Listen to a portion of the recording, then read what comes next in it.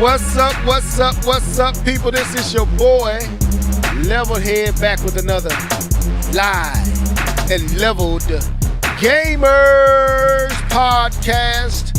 I have my crew on these internet streets, all in your inner ear. What's up, people? What it do? What's good? What's good? What's happening? So, we have a full show on tonight. We got to talk about Ubisoft again.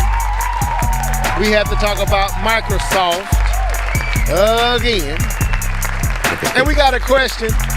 Will Tears of the Kingdom be better, or will it best Breath of the Wild?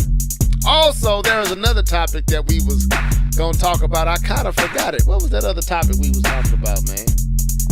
On tonight. It was another thing that we was going to talk about. It'll come back to my memory in a second, but The Last of Us. The Last of Us. We got to talk about that. And we're going to start the show off with that. That's going to be our first topic of tonight. But y'all are here. You are here. And we are ready to wrap it up. No, we ain't going to wrap it up. We about to go. Let's go. So, last week was last week, and this week is this week. What am I talking about, bro? That is mind-blowing. I don't know where I was going with that, man. We got Video Gamer. What's up, yo? Miss you are in the building. You are in these internet streets. She said, I need to see the Last of Us show. Oh, we gonna try not to spoil it. We won't spoil anything. I don't even think she played the game. Yeah. I'm gonna leave her. I'm gonna let her leave though. I'm gonna let her leave. She's a scaredy cat, so she can't really be playing them scary games. As long as she's in the arms of her fiance, she's cool. That's what I've heard on the internet. But we got smashed. I know she's gonna give me. But we got smashed, bro. But we got smashed, bros. Yeah. Slap yourself. I know she's gonna give me. Let me be good. Stupid. As y'all can see, I'm going nuts with all these. But we got smashed. But we got Smash Bros, though. Anyway, so K-Bone, that's probably the best sample we got. But we got smashed, bro. Definitely my favorite. Yeah. So anyway, welcome to the show, folks. Welcome to the show. This is the Live and Level Gamers podcast. She said, you are hurting my feelings. Nia, why are we hurting your feelings? What did K-Bomb say? Hey, man, don't bring me in this no more. I'm tapped out. All right, because don't make me have to put the slap yourself on K-Bomb. But we are here. We are excited. We got a lot to talk about. And but we got to go through our beginnings, what you've been gaming on and all that. So we're going to get that out the way here. But go ahead, Keith. You were saying something. What's that? I ain't got nothing to say. All right. Okay. I ain't got nothing to say. Okay. Not yet. But, so, K-Mon, you got any interesting thing before we get into what you've been gaming on? Anything? Nah, man, I'm ready to get into the gaming and these topics, bro. We got to talk about these. These boys keep finding themselves in the news, and not for a good reason. All right, okay, so let's get it in, Nia. Welcome to the show. We are happy for you to be here, but let's go. Yeah. You know what time it is. It's time for What Have You Been Gaming On? Sing it, folks. Let's go. Hey. What you been gaming on? What you been gaming on? What you been gaming on? What you been gaming on? What you been gaming on? What you been gaming on? Gaming on, gaming on, gaming on.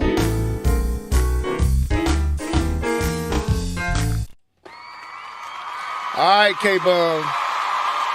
I'm gonna come to Keith. Keith, what have you? Keith, what have you been gaming on? The setup. Hey, why you gotta laugh though? I don't appreciate that. I feel like I'm being attacked. My bad, Keith. I didn't mean to do that. What you been gaming on, bro? Eyelids.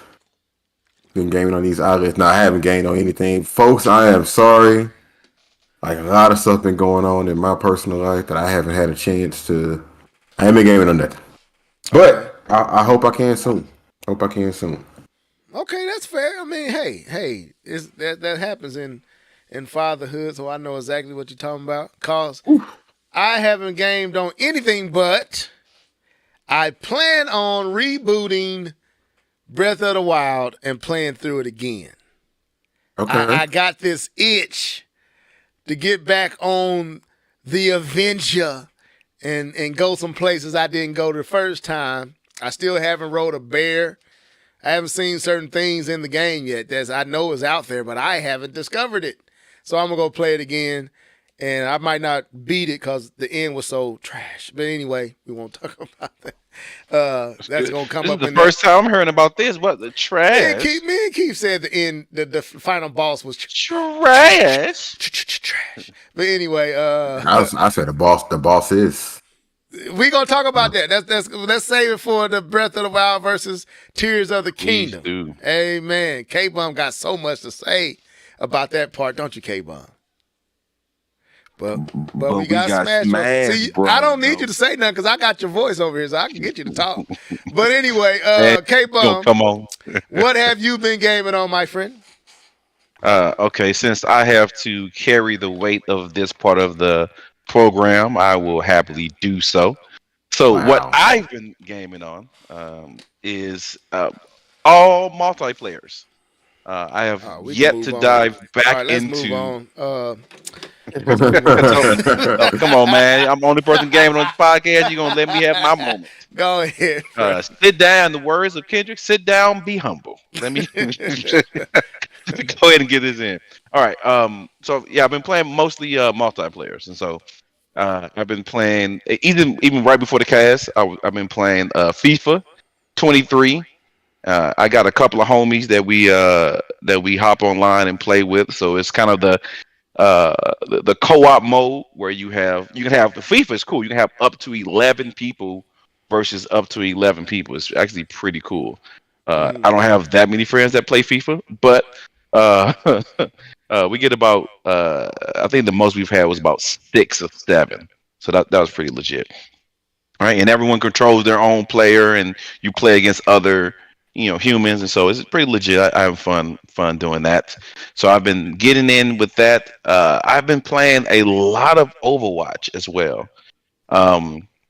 I just completed the Game Pass for Overwatch. There was a really cool skin that I wanted to get, so I made sure to log in almost every day, pretty much every day, to do the challenges at least. Takes about 30-some minutes to log in, and 30 to 45 minutes, depending on how well your games are, to do all the 3 challenges that you get for the dailies. So I was able to do that. I was able to get the last skin, so that was pretty cool. I was happy I was able to do that. But I've been enjoying Overwatch. It still has some issues. I just introduced one of my friends to Overwatch, one of my COD buddies. So I'm trying to get them to make the switch over to Overwatch. So we'll see how well that translates. And 2K. I've been playing 2K with the homies. Okay. So that's pretty much what I've been on. Is just, like I said, all multiplayers. I still need to send back that Splatoon? That Splatoon. Oh, we can get that in. Let's get that back. Hey, Keith, you can jump back on these Mondays now. You already know. You ain't gonna play no Splatoon. Hey, bro, if you still got it, I'm down, man. Hey, you already know. I'm already on online. Yeah, let's see if it works. We may get into a game. Don't send it off just yet, K-Bum. Don't give up on Splatoon. It is gone. Don't worry about it. It's about to be gone this weekend. Don't even worry about it. Monday, we're going to try it out, man. Anyway, you're going to try it out. But so I'm sending that back. I got a couple of games that I want to get. I maybe watching The Last of Us would drive me to eventually play The Last of Us 2.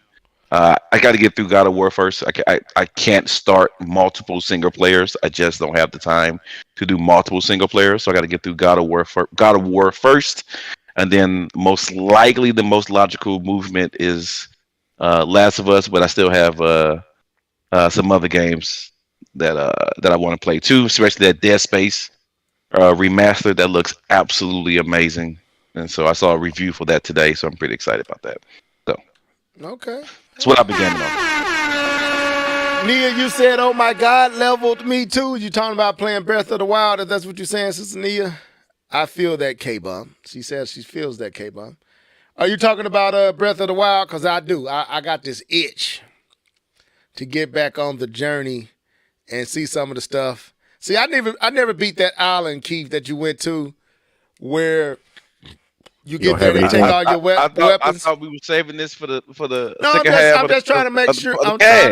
I'm trying to make sure that what Nia is talking about, she's talking about Breath of the Wild. That's it. Yes, I've been waiting to play it again too. Okay, so she was talking about Breath of the Wild. Okay, so thank you, Nia. And K-Bum, take that with you while you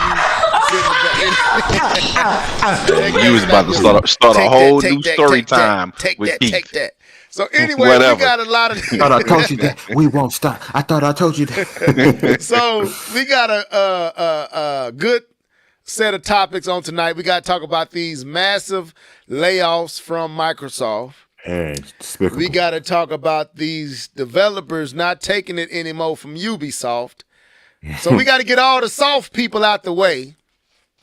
Then we're going to talk about Breath of the Wild versus Tears of the Kingdom. But before we get into all that, there is a new series out on HBO Max, based off of the hit game, The Last of Us series. And we're going to talk about that. So, K-Bum, I'm gonna let you kick this off since this is a Sony product.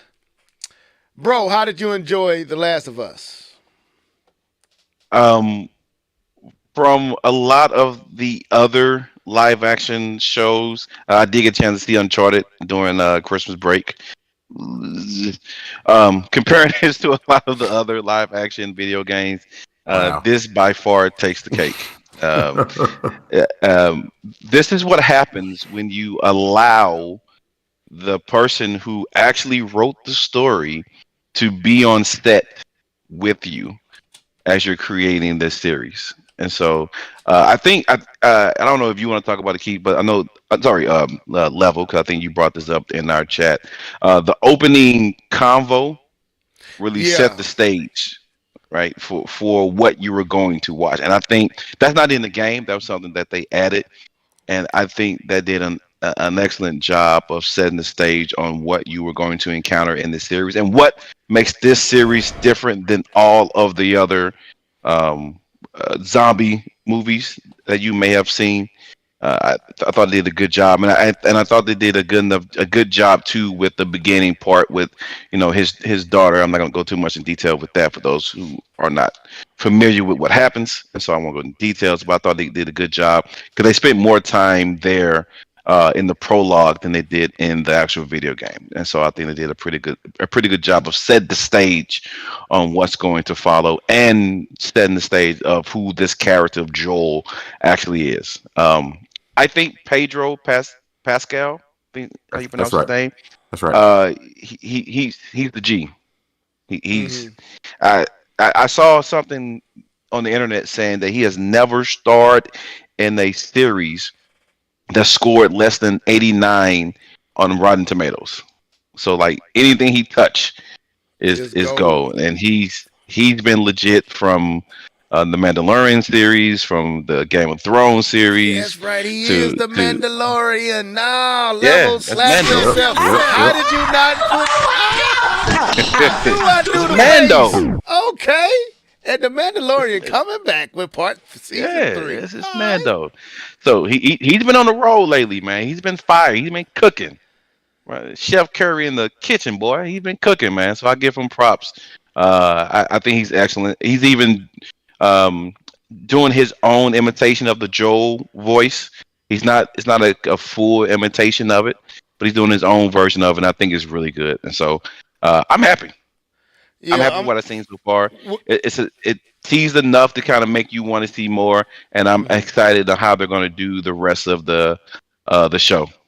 And what I'm showing you here, you kind of seeing a side by side of the actual introduction of The Last of Us on the PlayStation game versus the actual series on HBO Max, and it's little variations, but for the most part, it follows really closely to the game. I enjoyed it. Actually, not to spoil too much for Nia and those that have not seen it yet. If you played the game, you pretty much know some of what it's going to. But what I enjoyed a lot about this was the first, probably first 10 minutes. Well, yeah, about 10 minutes where they was having this discussion on about basically what the cause of what caused the actions in Last of Us to take place. They kind of set the stages for the conversation, because it's not a virus or anything like that. It's our bacteria is a fungus, and I liked how the dude broke all that stuff down and kind of aspects that I didn't even know. I'm gonna be honest with you, never really paid any attention to that stuff when I played the original game. You see the streakers and all that, and or what they call screechers or streakers. What are they? I think they're streakers, streakers. Clickers. There it is. Clickers. Is it walkers? No, is that Walking Dead? No, it's not. That's Walking Dead because they don't walk. They run. So. Yeah. Oh man. But the clickers. Yeah. Man. Anyway. Yeah. So here's them kind of giving more dialogue to what caused the clickers, streakers, or whatever you want to call them, to be what they are, and dealing with the fungus, and that is how it works and why they're not dying. To me that was dope. There's like, why? And you said the person that's doing this is the person who wrote it, K-Bun? He has been a part of this series since day one, which is Neil Druckmann. I believe is his name, Neil Druckmann, which is the person who wrote and directed, wrote for the game and then directed the video game and stuff like that. He's been a part of this since day one. And actually, the spoiler, well, you probably don't know these people anyway, but the people who did the voice acting for Joel and for Ellie show up in the series. Yeah. And the person who's playing Marlene is actually the same person who played it in the game. So that's pretty legit. Right. Yeah, that's pretty legit. So, Keith, I'm bringing you on here, man. I got more to say, but what was your thoughts on The Last of Us since we all have played the actual game? All right. So basically, what you said was they pretty much recreated the first portion of the game. If you play the game, prologue, yeah, with some added information and some added scenes that you didn't get in the game, which I thought were masterfully done. They give you more weight to some of the characters early on. Mm-hmm. So I'm not even gonna say their names, but very, very well done. Very great start to the show. I was looking at one of my classmates. She was online talking about the show. She was like, I can't believe all that happened in the first hour of the show. So yeah, it's a lot that happens from boom to boom. And I was like, well, if you enjoying this so far, if your husband plays video games, now you know to leave him alone or go watch it with him. So now you know. But I do want to say this because like everything that y'all said, I agree with. I think the acting was great. I was literally sitting here looking up to see if Pedro had actually played the game to kind of understand the character Joel, and he did actually start playing the game, but he didn't finish it. He's not a gamer, so he did play it. He's not a gamer. But I do want to say this part. I don't know if this is a spoiler, but the woman who is it Marlene? Marlene. Okay, I know I said I wasn't gonna say any names, but she actually auditioned for the game, and the woman that you'll see on the show once you watch it is actually playing Marlene, the same person who auditioned for the game. So she got the role anyway. So I think that's kind of dope. Yeah, it's mad dope. So, but anyways, they did a great job. I'm seeing a lot of people who have no idea that this was a video game are loving this show so far, and they're loving it the way we loved it all the way back in, what was it, 2013? So I can't wait to see what HBO goes and see how they actually recreate everything. They said the first season is supposed to be just the first game. So, oh wow, okay, yeah, just the whole entire first game. So this is going to be a roller coaster if you played the game. Right. So let's get the monkey out the let's identify the monkey in the room. Let's pause right here. All right. So we gonna take it light. We? Yes, all three of us. K-Bum 20. We. So French. Okay, so let's talk about the casting, right? The casting choices.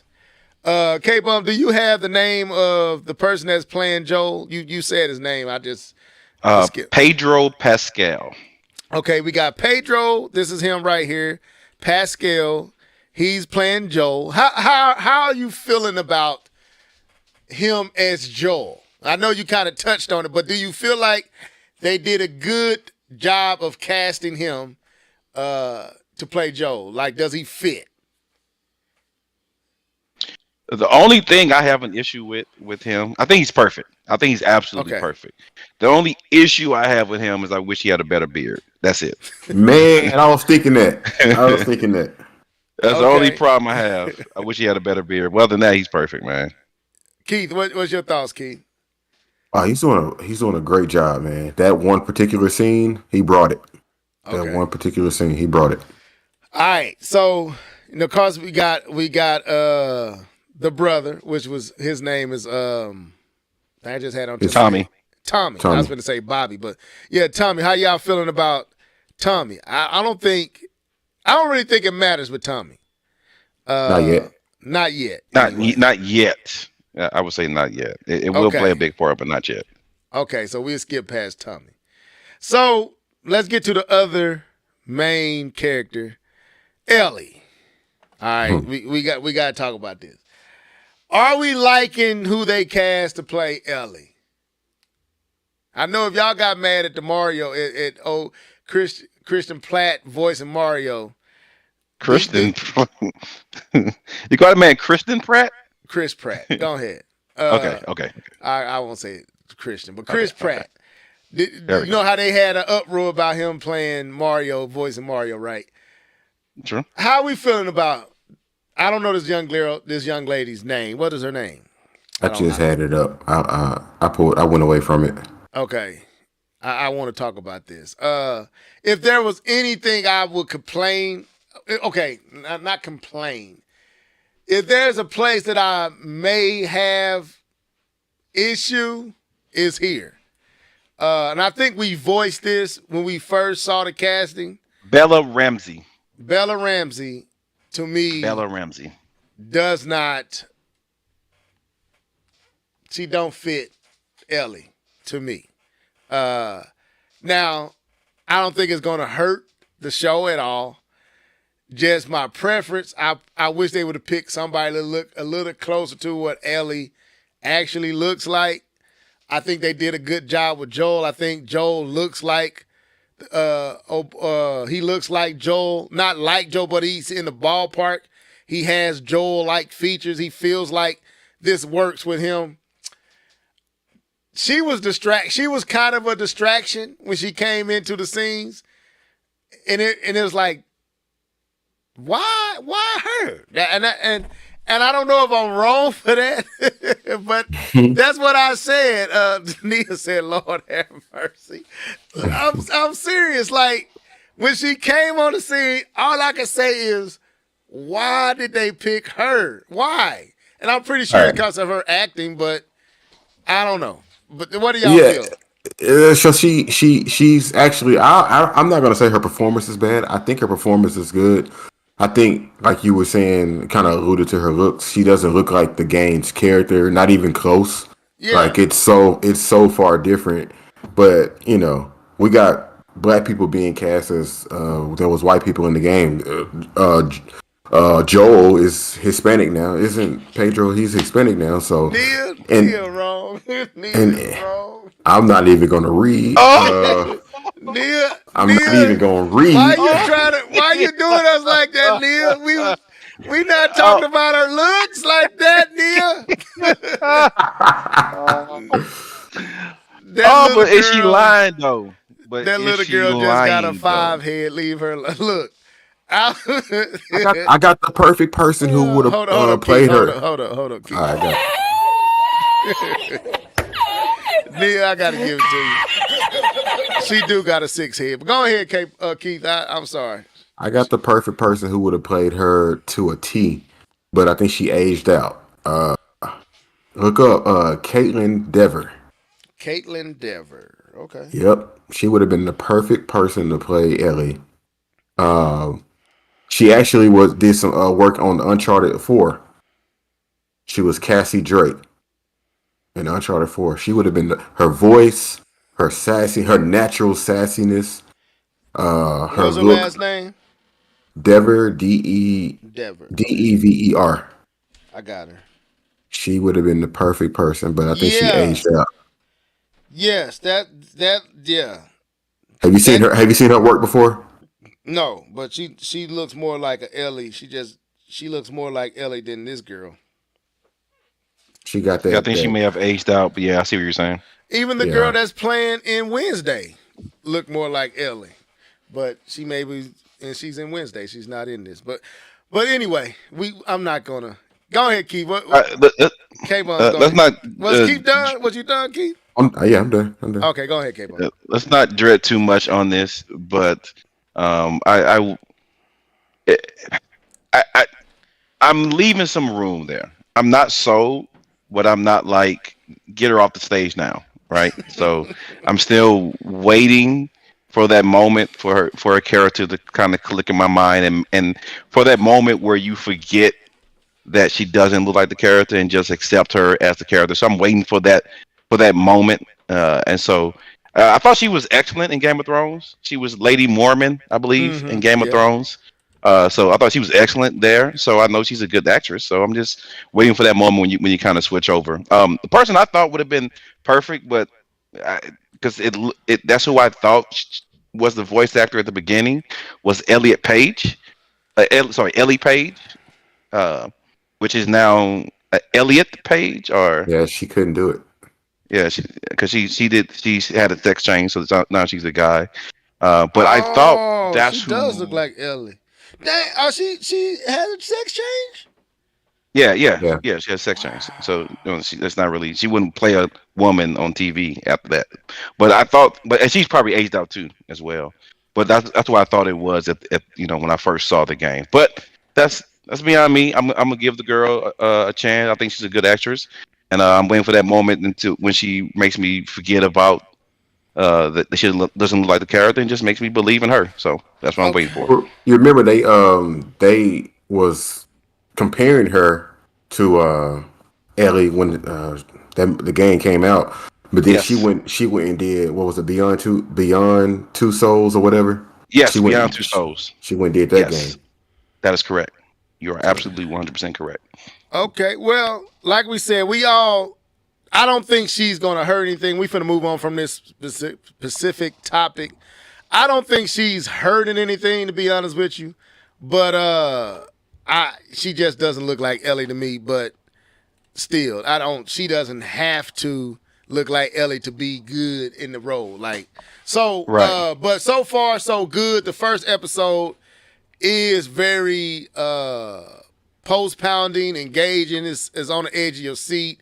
Even though I knew what was going to happen because they changed up certain elements of it, it kept me like wondering what was going to happen next. And bye.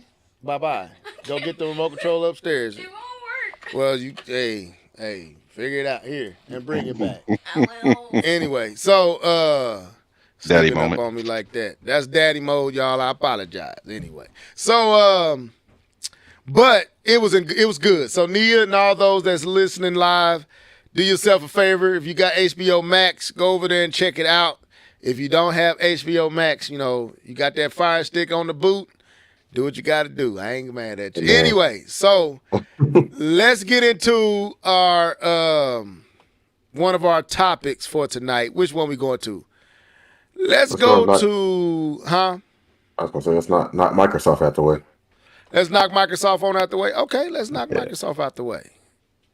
So okay. So let me shrink this up a little bit so we can have it in here fully.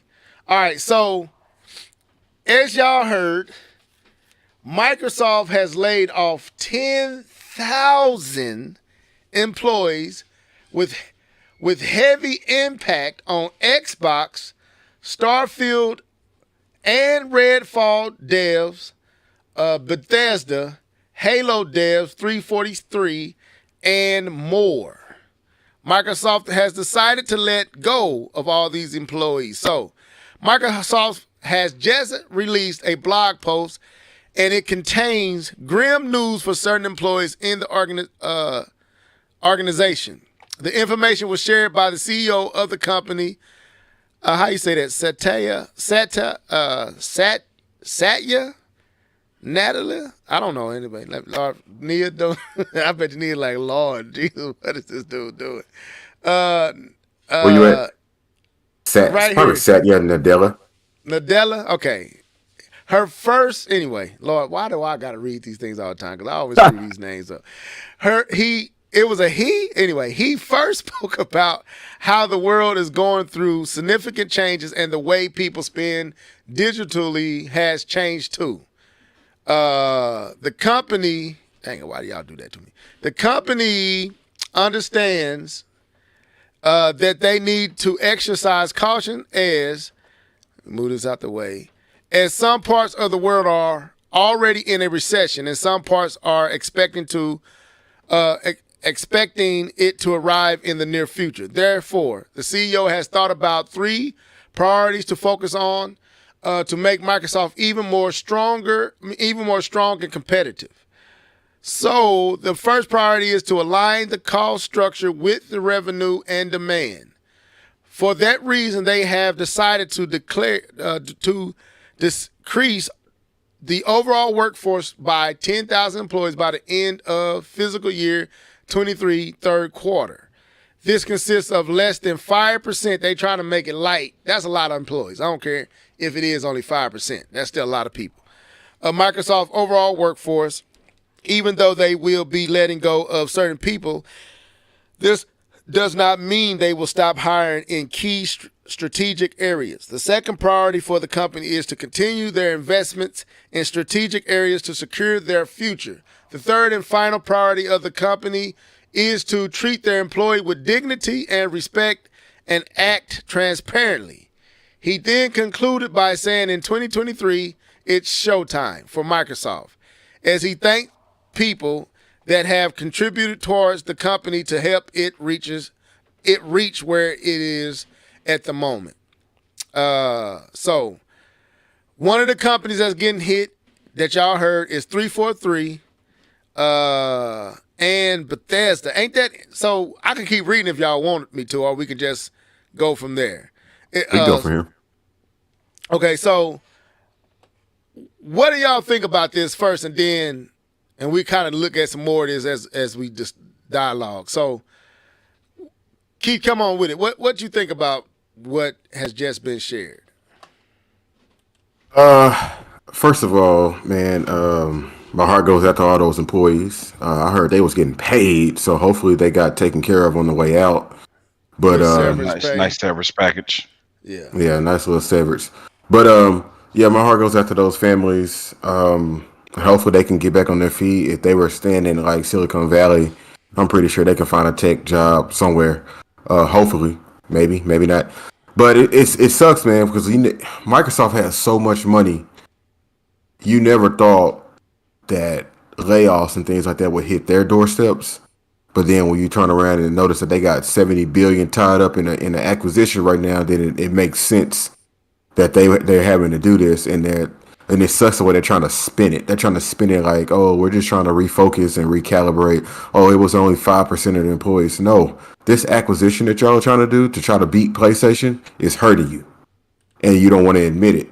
And of course, it's bigger than just gaming. This is Microsoft as a whole, but this standalone 70 billion acquisition, that's $70 billion, not 70 million, not 70, that's $billion. You know what I mean? That is tied up. So then they're having to cut so they can, I guess, create room or whatever for future purchases and not trying to go under. But it sucks, man, because they're trying. I just feel like they're doing too much unnecessary stuff.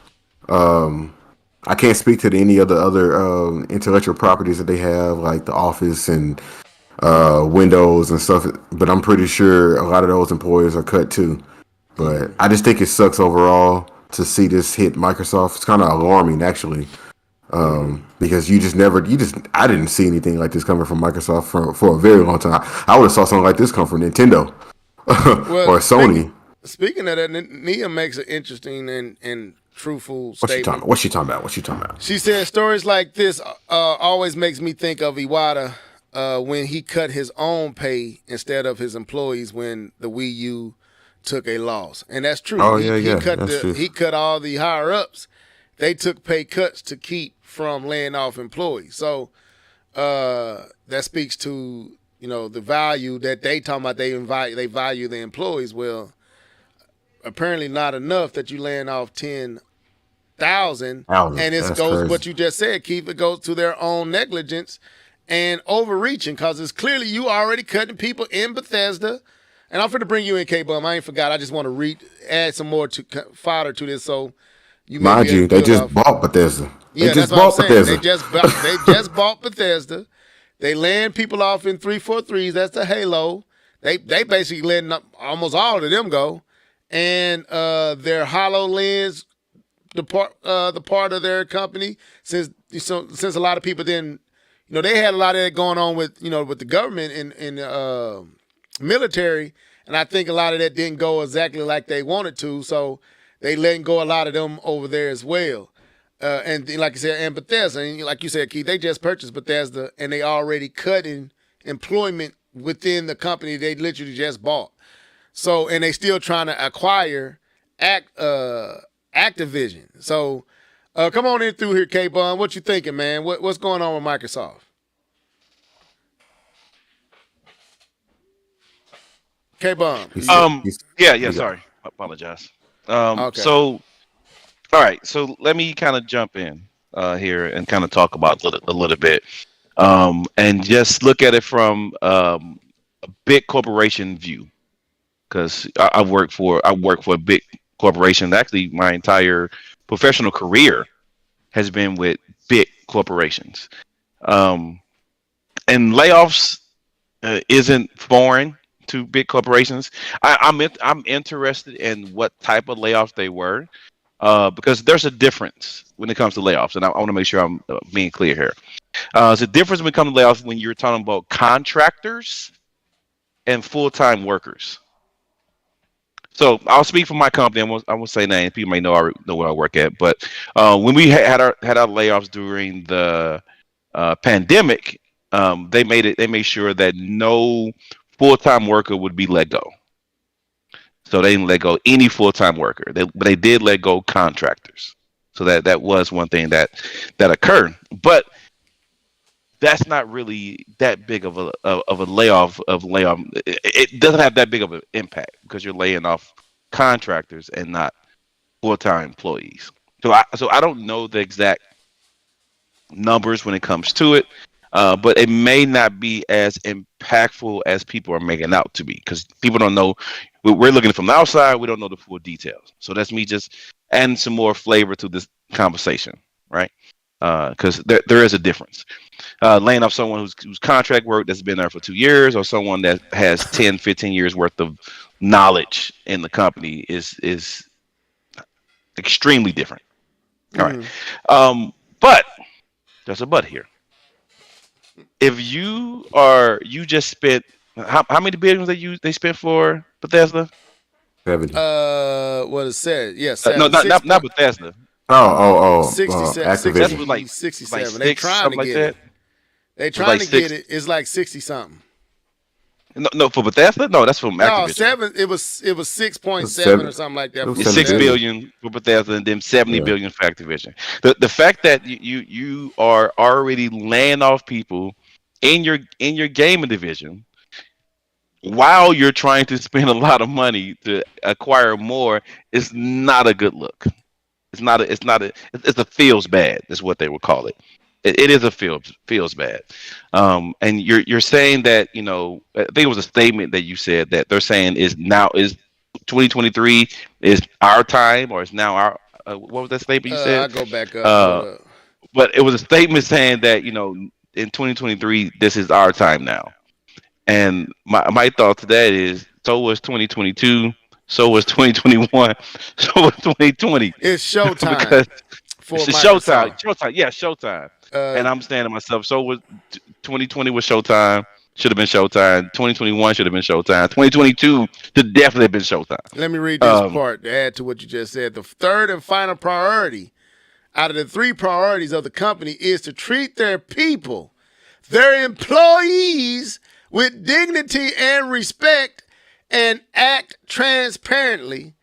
Then he concluded by saying in 2023 it's showtime for the rest of you jokers that didn't get laid off. Go ahead, K-Bud. Earn your pay. It's You on might be out the door too. No, it's you wasn't done. I just wanted to add that to what you said. Go ahead. No problem. Yeah, so it's just, it's not a good look. And Microsoft, and again, we need to understand. I know we're looking at it from a gaming angle, that it's not just gaming. This is across the board in Microsoft. But I was reading something today. They said 1/3 of 343 was let go. Yeah. They Almost said all of they it. have that's a third. I don't consider that What I almost read all. is almost all of 343, but yeah, go ahead. I heard a third. Is what I heard. A third, and I heard that they've put a hold on any future development for campaigns, and now they're in like keep alive mode. Is where they are right now. Just keep alive, which is this is your flagship game, But it's not. and you're going, but it is though. It may not, but it is though. It is, yeah. And you're going to keep alive mode for your flagship game. It's just not a good look, man. I don't know. Yeah, go ahead. No, I was going to say, when you're right, it is their flagship title, our IP, but it's not, because that's why they're trying to acquire Activision, because they see that Halo is not what it was anymore. Let's be real. Halo is not what it do right now, and I think it's not what it used to be back in the OG days. When was that? 2003, 2002, them around that time when it or 2006? When did the original Xbox come out? 2004. Somewhere. 1. Yeah. So that Halo and Halo 2, that was, the thing on the original Xbox, and then, the 360 kind of continued. That's gone, bro. Halo is not that anymore. That's what that's why they trying to acquire all this stuff. I don't think they're gonna get this Activision deal done.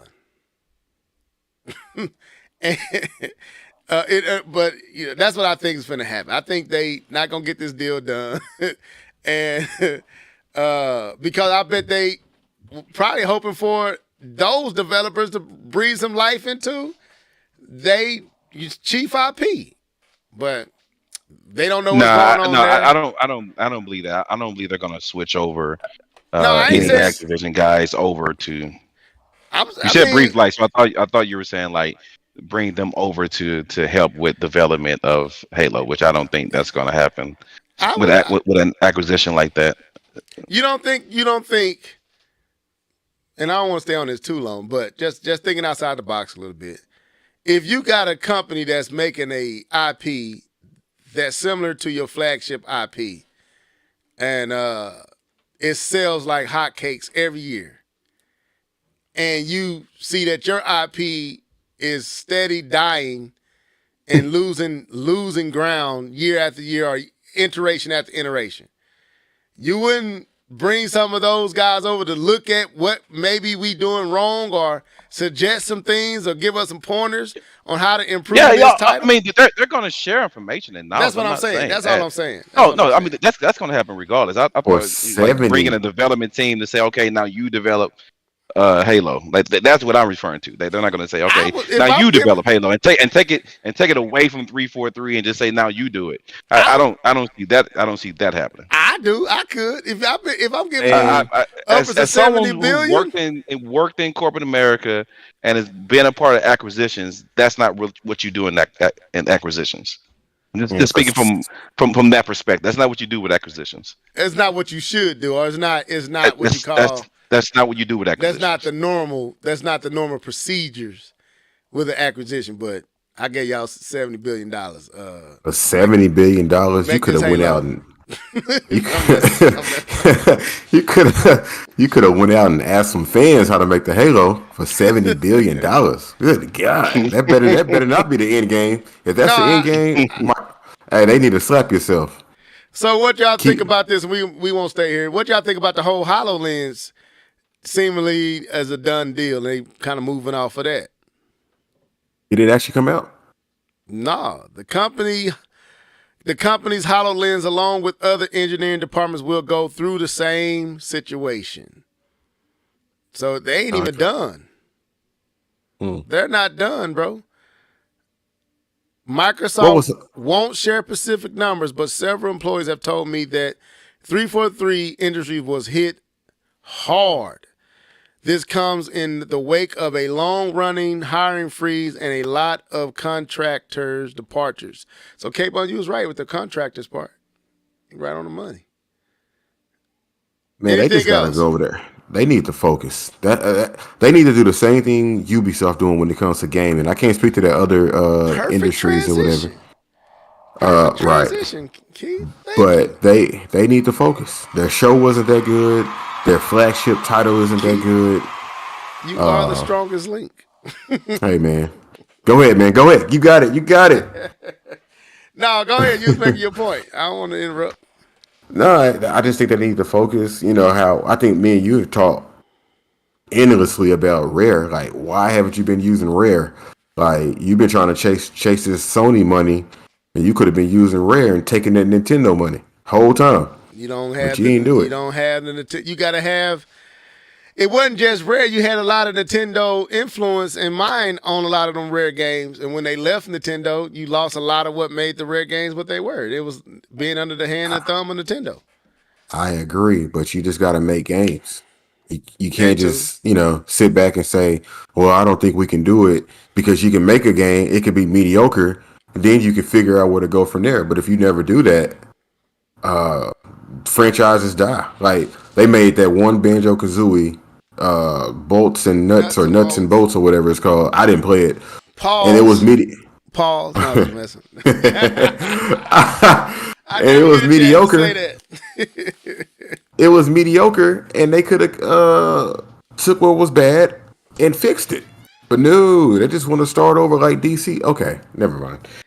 They don't have, like Nia said in the comments, and if there's some other folks in here that got something to say, let us know. But Nia said it goes back to what K-Bum said. It's poor management. And she said we got seeds of thieves, though. It don't sound like but we got it don't sound like that. Bros, though.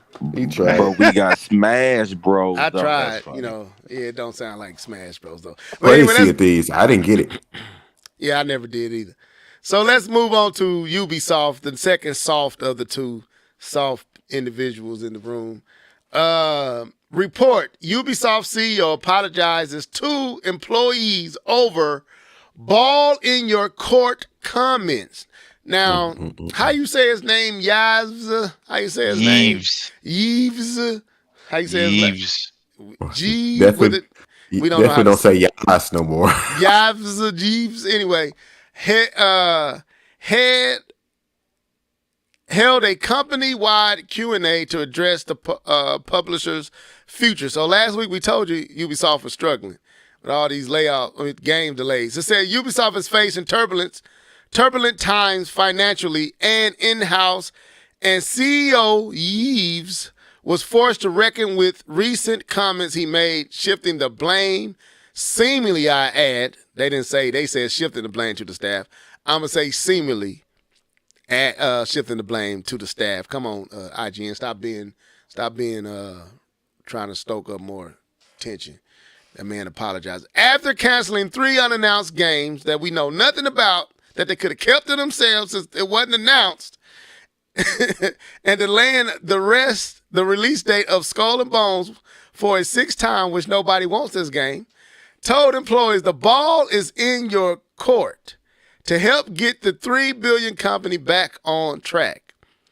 The changes at Ubisoft were scrapped up to major challenges in the industry, the underperformance of Mario plus Rabbids, trying to blame Nintendo and Sparks of Hope, and Just Dance 2023, an upcoming restructuring for the publisher.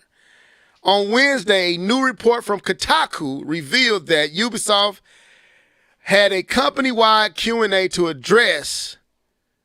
How was he saying?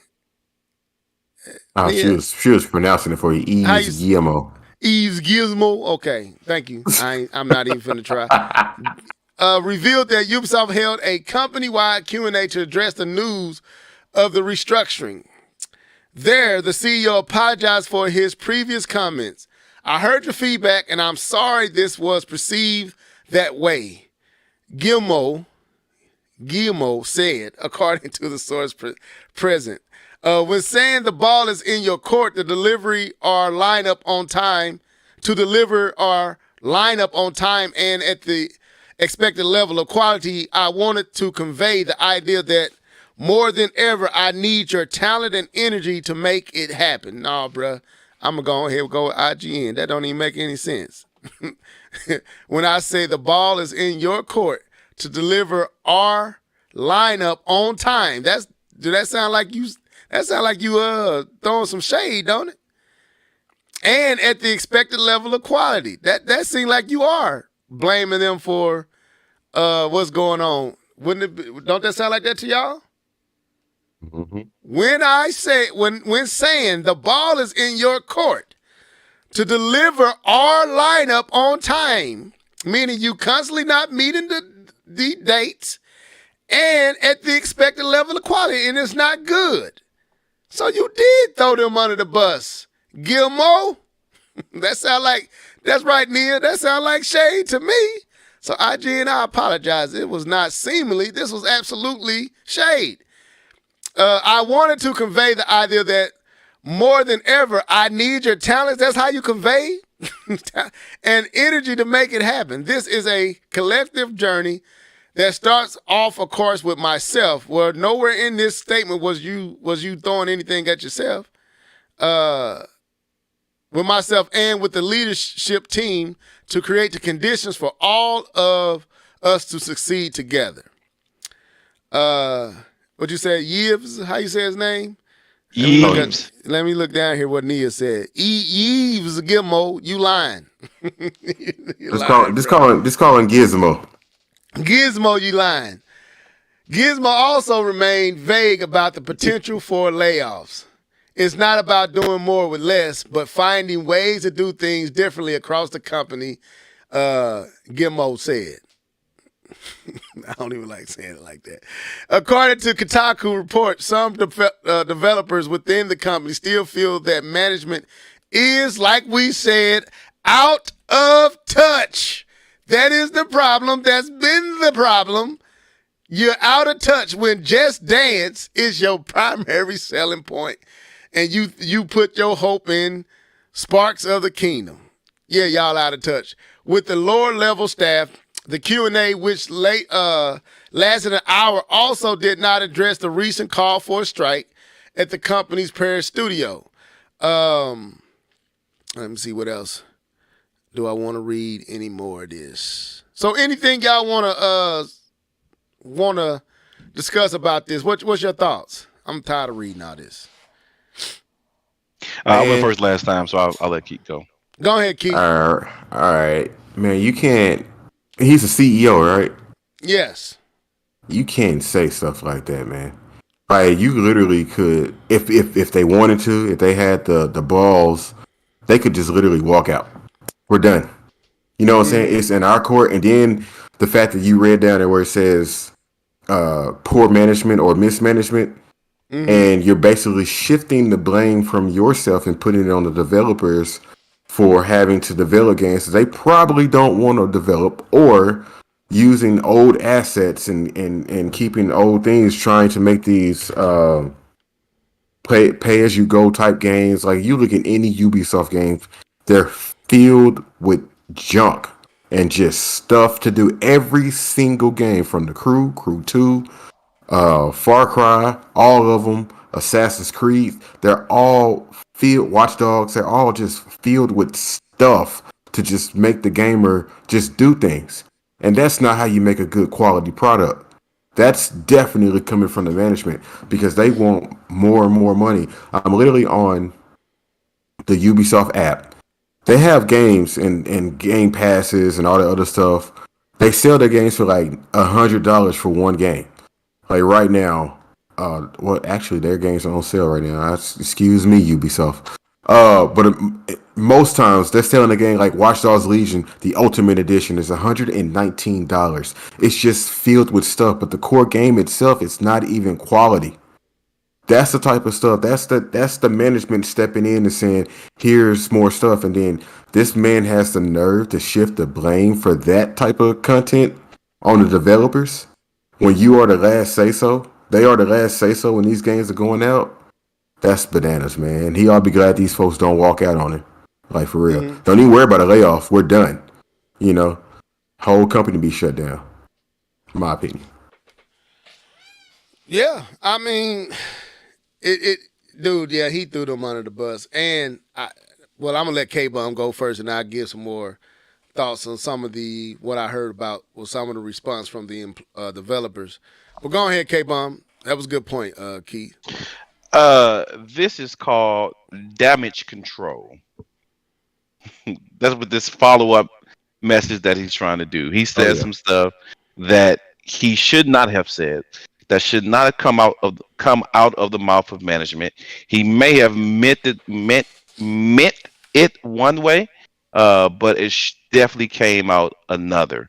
And so he's trying to cover up and say, no, we didn't really mean that. But some things, they kind of say unconsciously, and that they're really saying what they're really saying. And so the developers are like, man, you've been canceling everything we try to put out.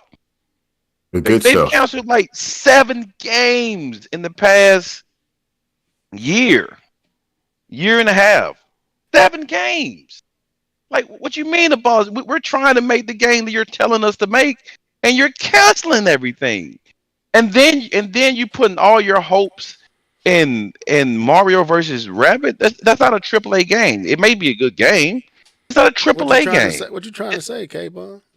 I'm trying to say it's not a AAA game. I just wanted him to say it again. That's what you said. I'll say it again. I'll say keep saying, but it's not. It's not. Anyway, I got it. I didn't count the game. I just is not AAA. I mean, you can put anything, whatever spin you want on it. But and then Just Dance.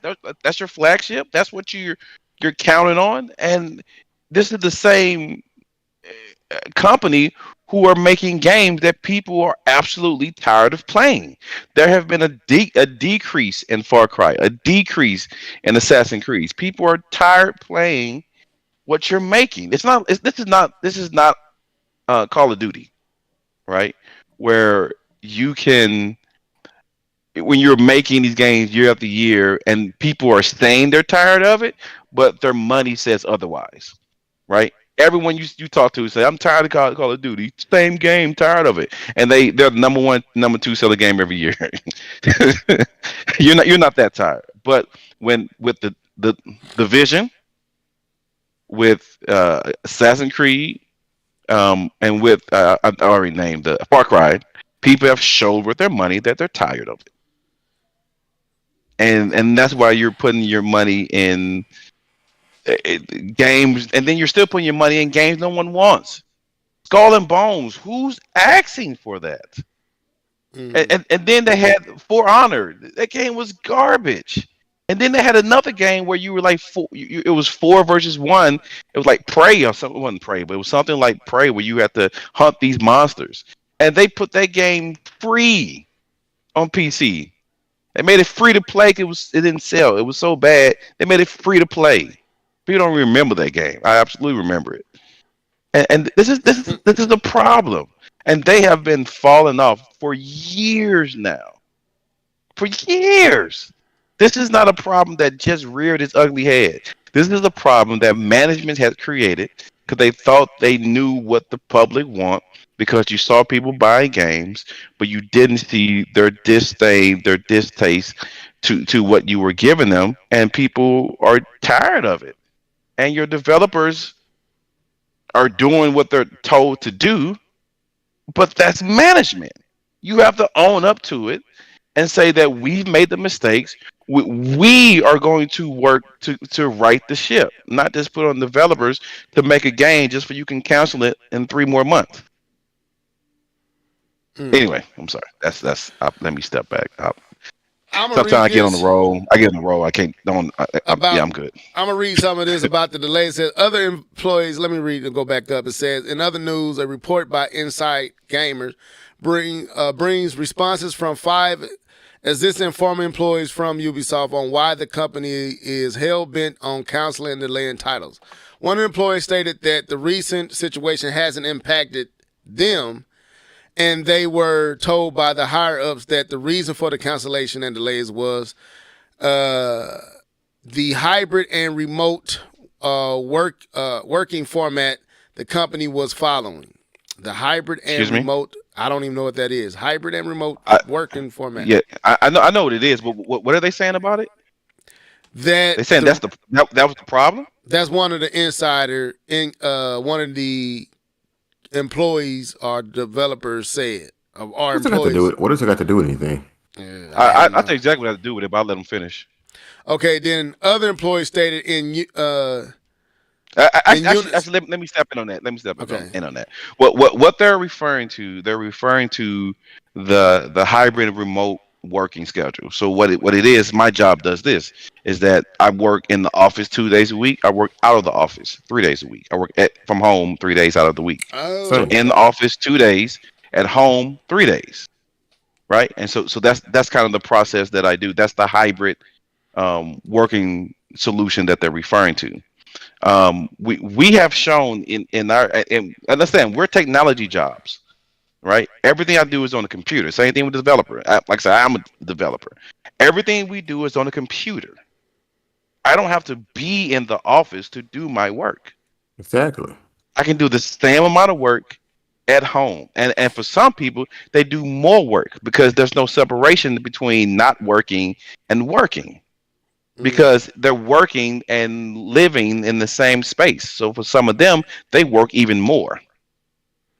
And so that's a slap in the employee's face if you're saying that the hybrid solution of working from home and going to the office it has created these layoffs. I think there's a bigger problem. The problem is with the management. Anyway. Because if they can't get that work at home, I'm sorry. No, go ahead. No, finish your thought. No, I'm just gonna just piggyback out that if they can't get that work at home, then they need to change the situation.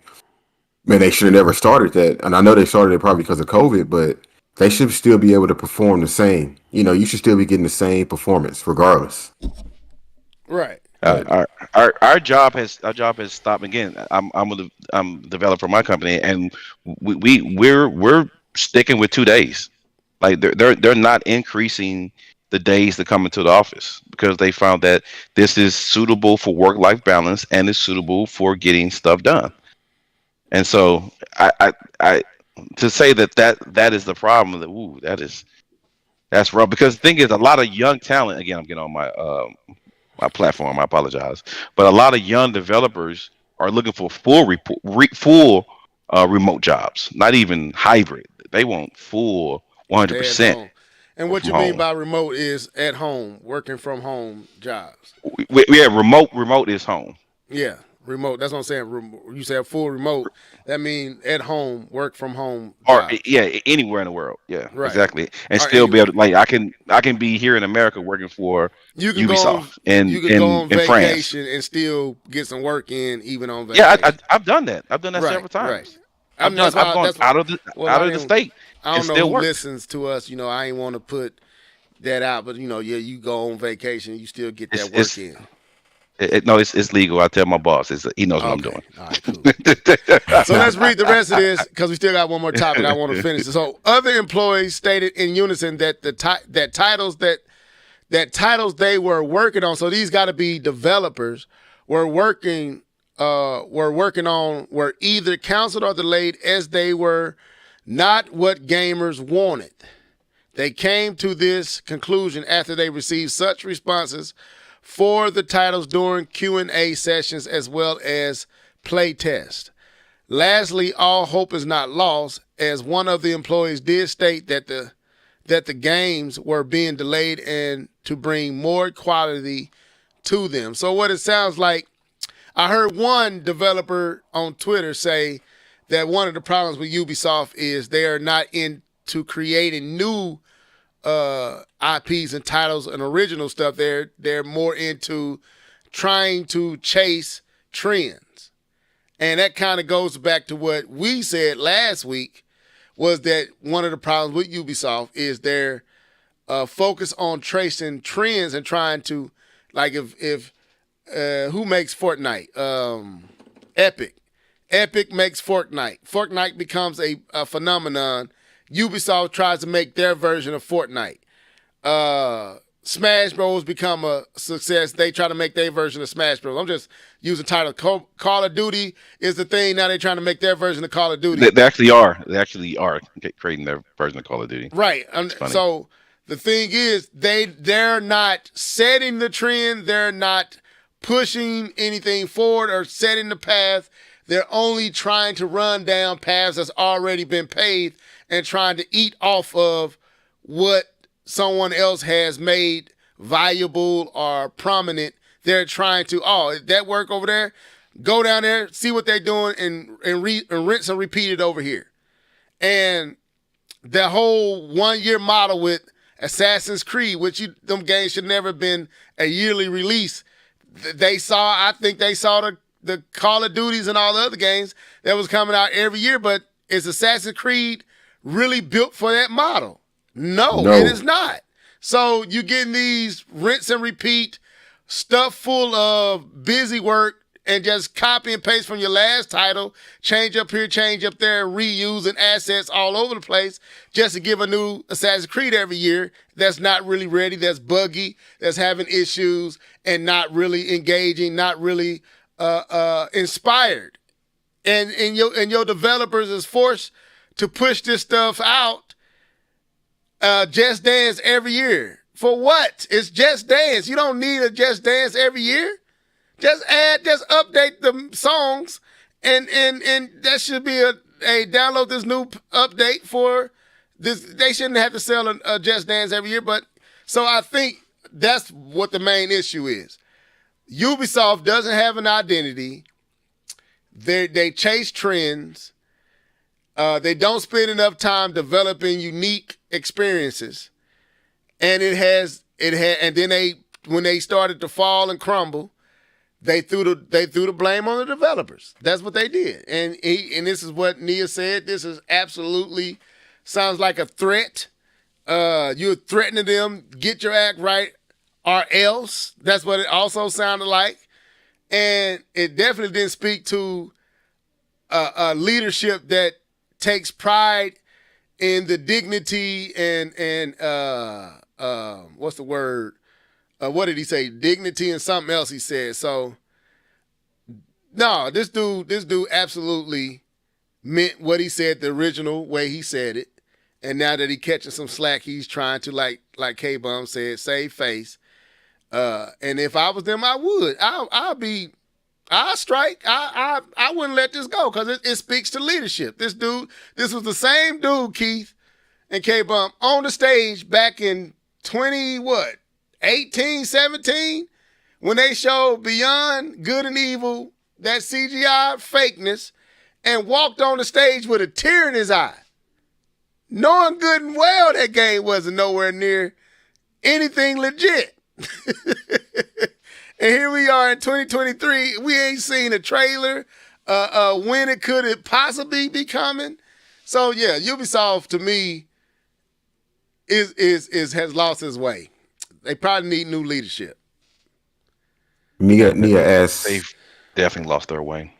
Nia asked the question: when was the last time Ubisoft made a banger? Watch Dogs 2 for me. I would say the original Watch Dogs. I say the original. Original Watch Dog was a lie. Yeah, it was, but it was good when it finally did come out. It was a lie. It was okay. Okay, then Watch Dogs 2. You said, Keith. What would you say, K-Bun? The last banger I played, which I enjoyed it maybe because I just came back from there, was the Assassin's Creed Origins. I actually played that whole game and beat it, and I had fun. That was the one that was in Egypt. Yeah, I would say Origin was good. I won't say it was a banger, but it was good. That's as close to the banger I can get for them. I say probably one of the Splinter Cells. I say one of the last Splinter Cells to me that I call a banger from Ubisoft. You went back. Yeah, because yeah, that'll be the one I go with. Watch Dogs is cool to me. But it goes back to what K-Bum said. They screwed it up out the gate, so it never really regained its footing to me. But I did play the second one, but I never could get into Watch Dogs, so I don't think it's fair for me to say if it's a banger or not.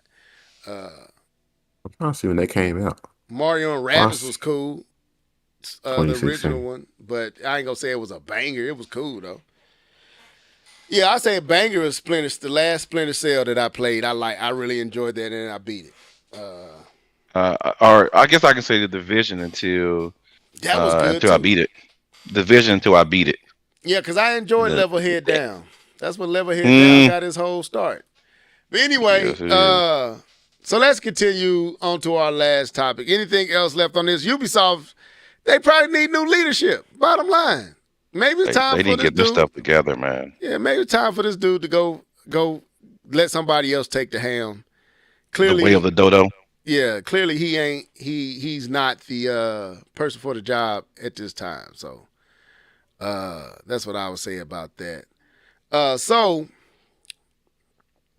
we get into our last topic, and we're going to spend the next 25 minutes on this thought. So y'all know that Tears of the Kingdom is scheduled to come out in, what is it, the 12th of May? If I'm not mistaken, Keith? I don't know. Yes, I think it is the 12th of May. But it is May.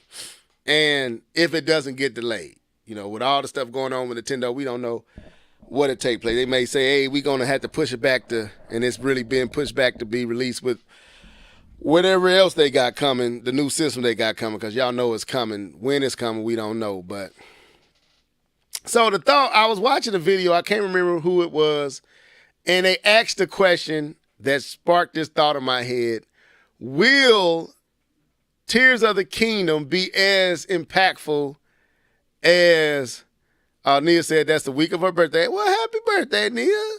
Let me see that shout out. Okay. Well, it won't be your birthday until then, so let me stop. You can't get your birthday almost 3 months early. Yeah, that's around my time, my birthday as well, Nia. I'm June and you May. Okay, we okay here. But anyway, so the question was, and I changed it up for us, but the question they asked on that show is, will Tears of the Kingdom be more impactful than Breath of the Wild? I sent that to y'all, and we got to talk. We kind of talked about it behind the scenes in the chat room. And I'm going to ask that question too, but I thought a better question because, and I'll explain why. would be, will Tears of the Kingdom actually be better than Breath of the Wild?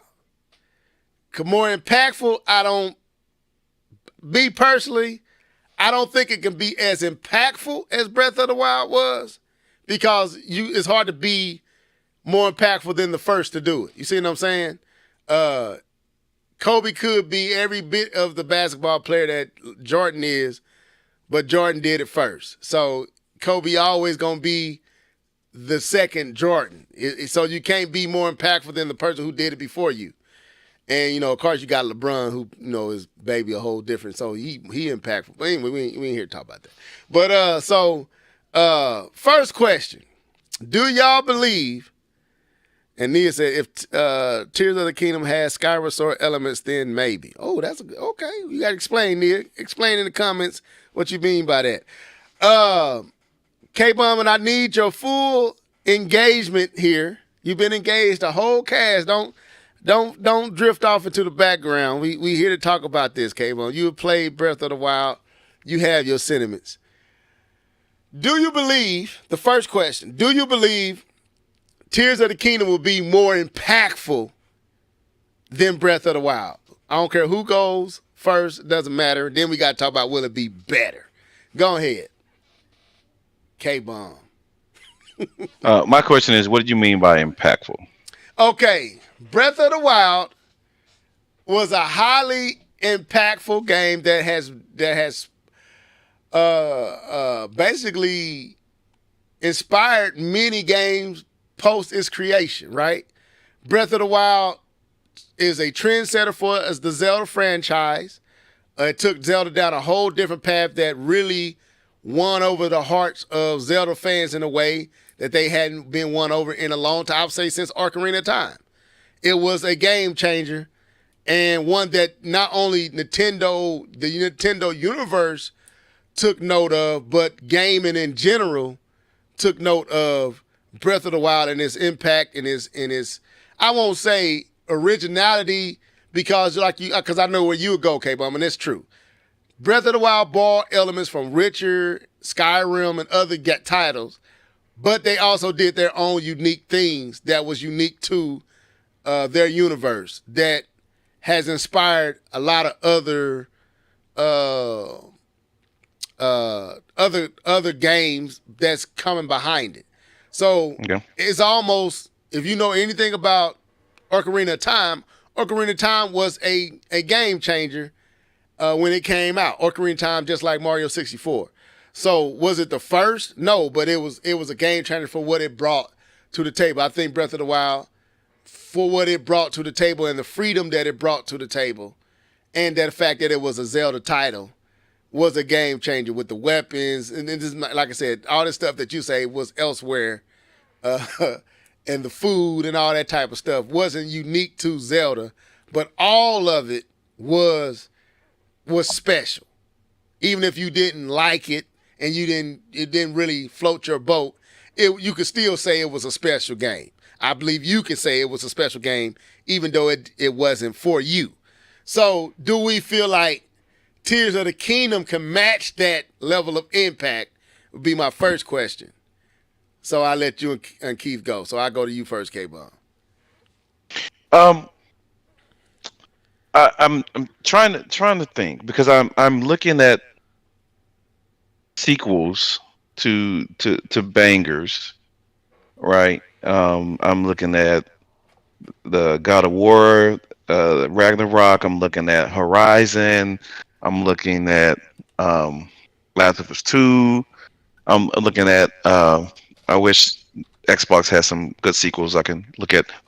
But I'm looking at some sequels to some bangers. And a lot of what I tend to think about is that what they did wasn't revolutionary, but they fine-tuned what was done in the first game. Not saying Nintendo's going to do that. Nintendo always beats by their own, you know what I'm saying? It's always beat by their own drum, right? They don't really follow what the industry does. They do what they want to do, and they've been successful at that.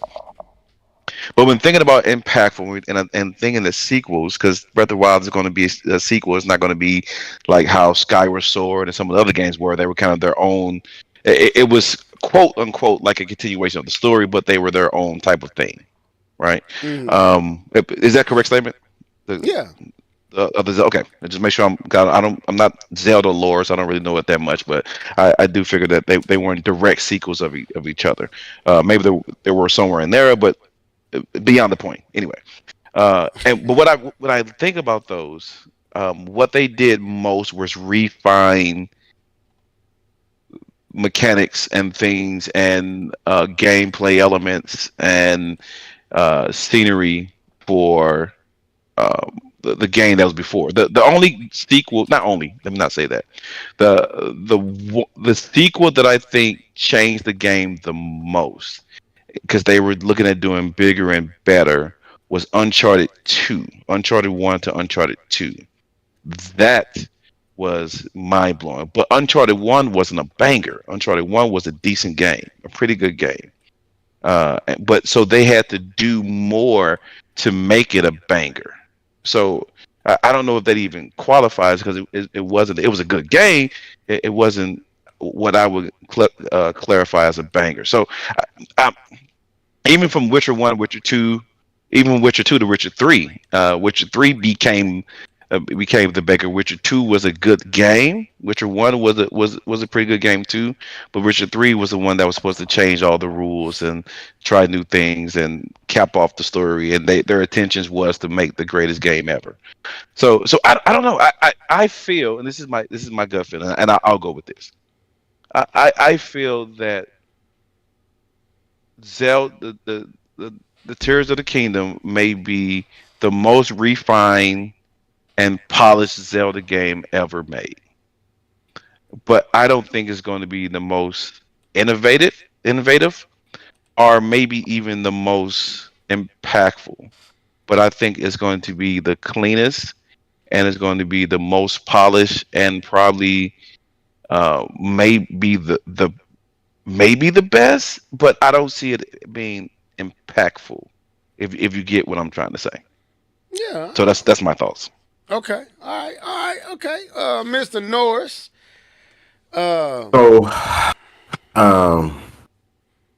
Nia took one of the things that I was going to say. She talked about the verticality of the game. If they can, and we've already know that he's going in the sky, but if the game can go vertical in a smart way, in a fun way, that also allows you to explore going up, as it did allowing you to go horizontal, then maybe it can be that impactful, because now you have a whole new realm that you can explore in.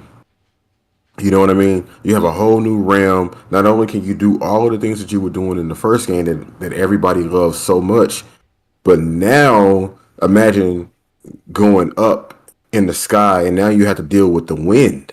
You know, now you got to fight the wind and turbulence and stuff like that. I don't know about planes or anything like that, but now you got to deal with those elements as well. And the fact that when you go higher, it gets colder, and we already know how they deal with temperature in the first game. So it could be very impactful by making the whole world more livable and believable, right? Now, the other things that I was going to say, I was going to get into story thing, but I like the way K-Bon kind of took the angle of using Uncharted 2. Now, we all know that I didn't play it, but I thought you bought it. You was going. But see, I would say Uncharted 2 was more impactful than Uncharted 1. Right. No, so, I did say that. Okay.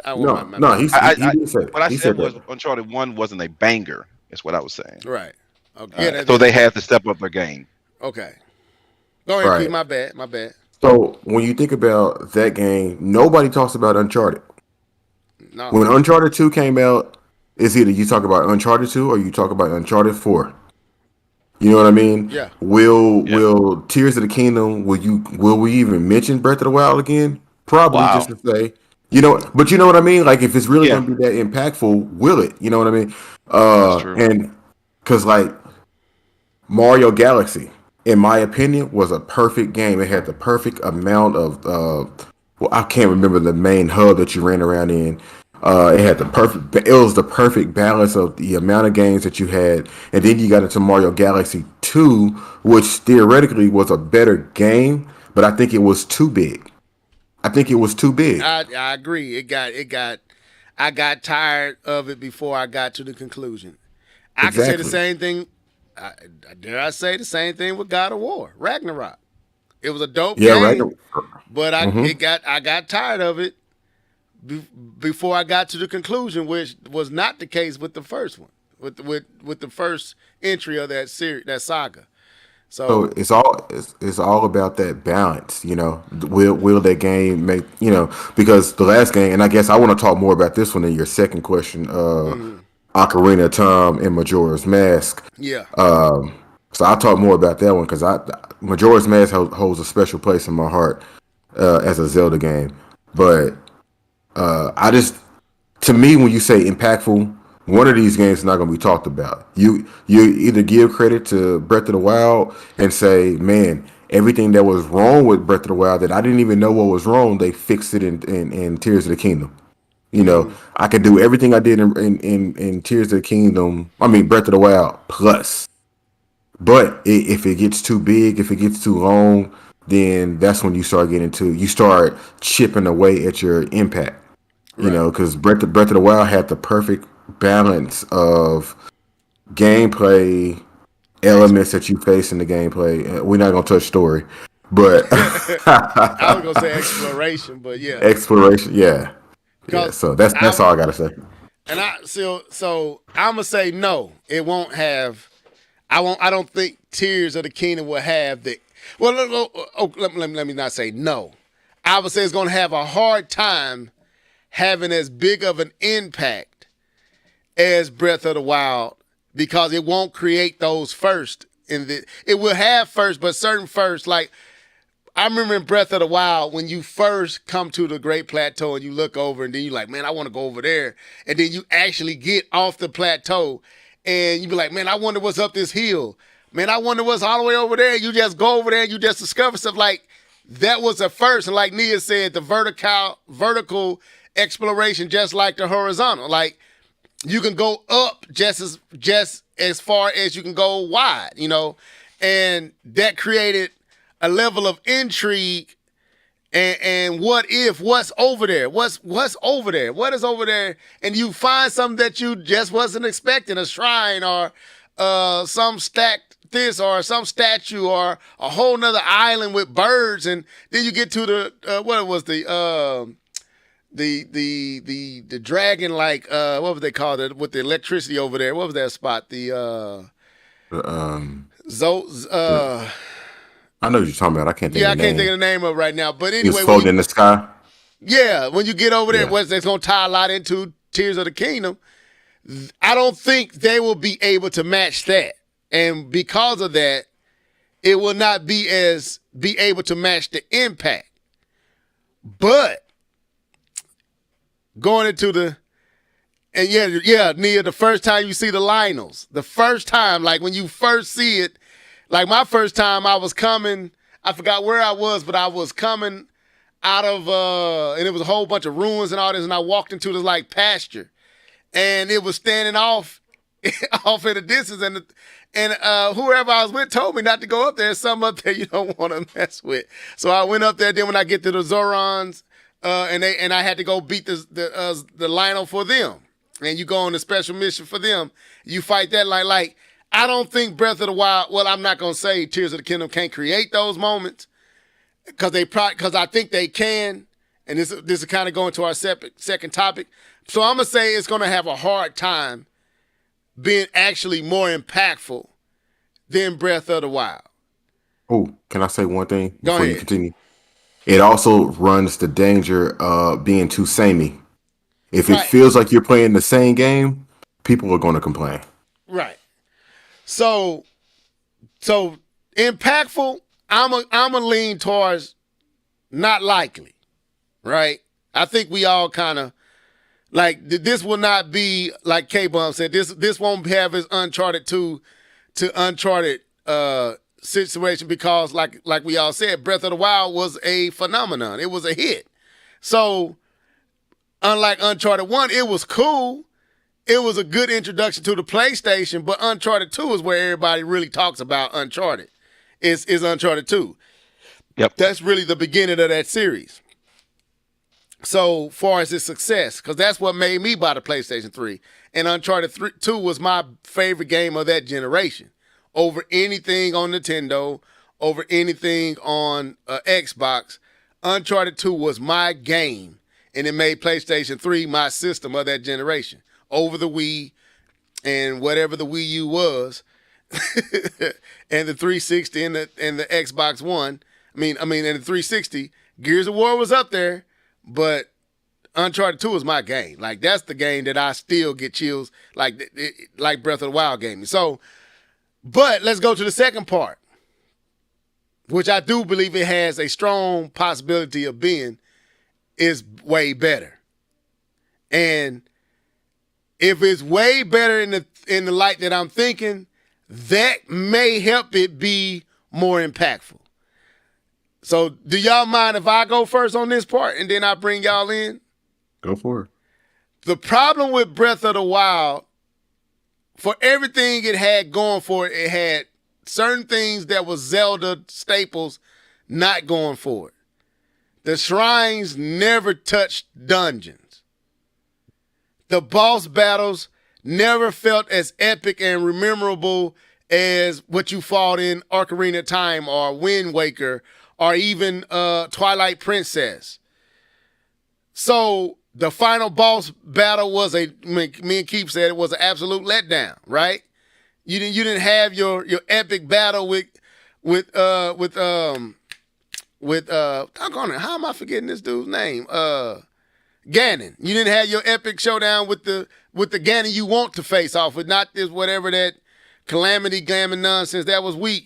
It was all weak. So I believe what I'm seeing so far from Tears of the Kingdom, if they add that dungeon,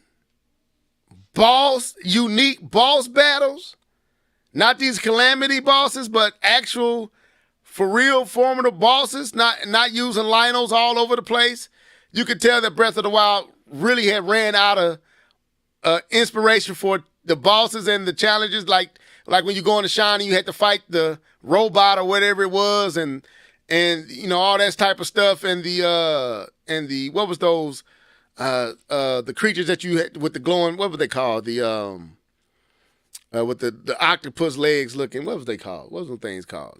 It's skipping my head. Octopus, Octorocks. No, the ones you shoot them in they the one all over the place that Calamity Ganon took over.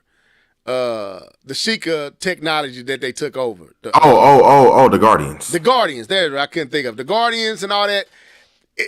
For me, that started to. Thank you, Nia. The Guardians.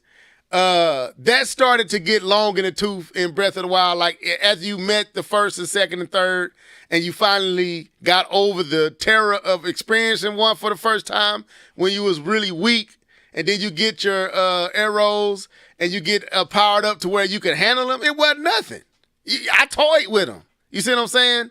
So now you never really toyed with the Lionels, but once you saw one, it lost as much after you saw another one with more different colors. That part started to wane, but the exploration and seeing stuff that you've never seen, like I've never seen a bear in Breath of the Wild. Even though I've seen it in playthroughs, I've never seen a bear. So I didn't care about, like I go up to a Guardian and just toy with it, man. Just toy with the Guardian and then kill it when I wanted to. So I think in Tears of the Kingdom, it could absolutely best Breath of the Wild in a way that could make it be more impactful. So I'll give the floor to you, Keith, and then come back to K-Bomb. Do you think it can best Breath of the Wild to a level that makes it more memorable? And I think that's where you probably going to go to your Majora's Mask to Ocarina of Time statement. Do you think Tears of the Kingdom can best Breath of the Wild in a way that it makes it more memorable, and then that way maybe become more impactful? Easily. They left it wide open. Breath of the Wild is an amazing game, but they left it wide open. To my comparison between Ocarina of Time and Majora's Mask. Ocarina of Time was great. Everybody loves it. It's one of the greatest games of all time. It's classic, right? Classic Zelda. Borrowed a lot from A Link to the Past. I know you say you probably still hadn't played it, but it borrows heavy from A Link to the Past. Majora's Mask, you create relationships. So anybody who has never played Majora's Mask, it's a 3-day cycle. The moon is crashing into the earth, so you have 3 days to talk to people, get to know them, get them to do things for you to open up new avenues for saving the world. It's an amazing concept. I didn't think I was gonna like it. I was like 3 days, because I think the original was 7 days, but they didn't have enough memory or something I read somewhere like that. So you got 3 days to save the land of Termina. Yeah. See how much stuff I remember? Because you had to do so much stuff over and over and over again. You had to talk to these kids. You had to talk to this woman and this man. You had to put them together and have a relationship. The game where Tingle was first introduced. Tingle, nobody likes him, but he was first introduced in Majora's Mask. So many different characters were developed from Majora's Mask that didn't happen in Ocarina of Time. Although the game is not as big, it's not as epic as Ocarina of Time, but the times that you spent building those relationships, I think that made the game better. And if they could do that with Tears of the Kingdom and you build relationships, and if you play Mass Effect, if you are one of those people who love building relationships and getting to know characters, if that game can do that, then for me personally, yes, it can absolutely crush Breath of the Wild. On a grand scale, no. Most people probably still like Breath of the Wild better if the game comes out and it feels samey. But if it can develop relationships and have you having a reason to be out there other than it's been 100 years, wake up Link, Ganon is back. But if you can actually build those individual relationships within the same world, oh my God, you got an epic adventure on your hand, man. I promise you got an epic adventure. So K-Bone. I'm gonna leave it there because I'm hopefully I said something that piqued K-Bone's interest. I know he likes stories. That you said that I wanna build on, but I want to give. I went for so long. Before I gave it to you, I want to give K-Bone the chance to, because I know he. Did you ever finish? Did you ever finish Breath of the Wild? K-Bone? Don't do that. Don't do that. Did you ever Don't do that, bro. complete this game, bro?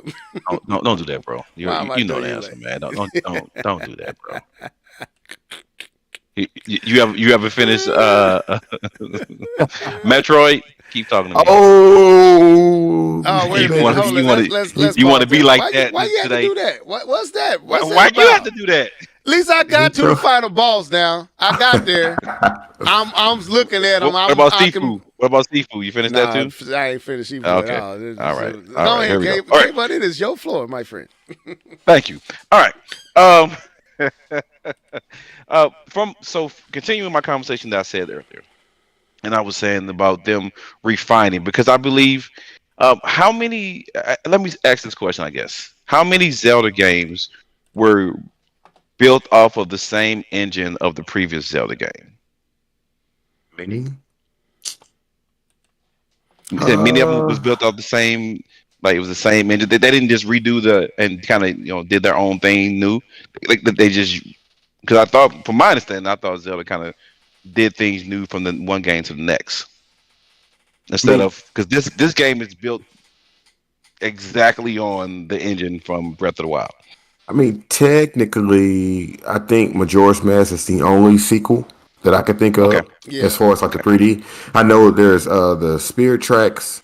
I didn't play any of those 3DS games, so I don't know about the 3DS games. Okay. But traditionally, they all have a Ocarina of Time feeling as far as like the controls.